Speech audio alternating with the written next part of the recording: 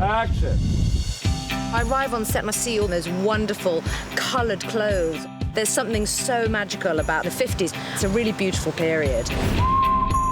We wanted to make sure that the clothes were very prominent, to stand out against the very dusty Drysdale palette, the town and the buildings. We all agreed that we wanted jewel colours. Just something Tilly's making for me. Cut. Dark reds, mustard yellow, gorgeous emerald greens. It's a fantastic script, it's a fantastic story, because people's journeys are all depicted through the clothing.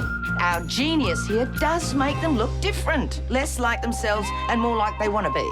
For a costume designer, this is wonderful because it's all played out in these gorgeous, gorgeous creations. And action. There's something so magical about this incredible colour, beautiful fabrics, endlessly being delivered in tea chests. Tilly got in another tea chest. Where from this time? Paris. The town folk go from looking sort of pale and a bit tea-stained to looking like they're all walking down a red carpet.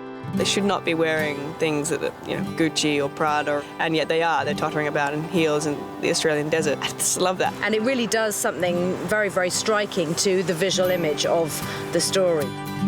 Stunning. We hired from costume houses, from people's private collections, sourced an enormous amount of fabric, feathers, etc. out of Europe, and found some extraordinary hats through vintage collections. There's more than 350 costumes that she's had to think about and piece together, and she's done that so well with her design.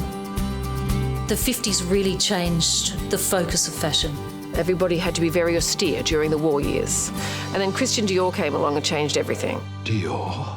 Very good, Sergeant Featurette. My design, but Dior inspired.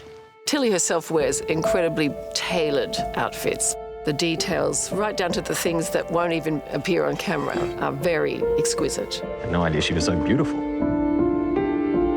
There's a European sensuality and simplicity to the way that Tilly puts herself together.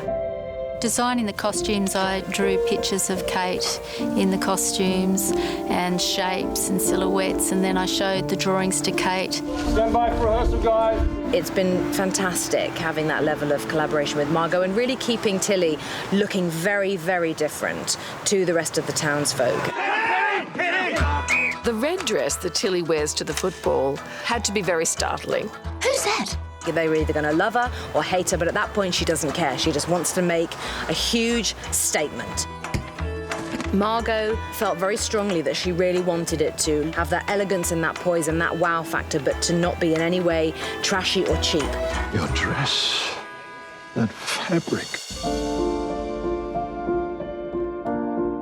The film's really about the unearthing of lies beneath the surface. So the dresses and the frocks say a lot about the person.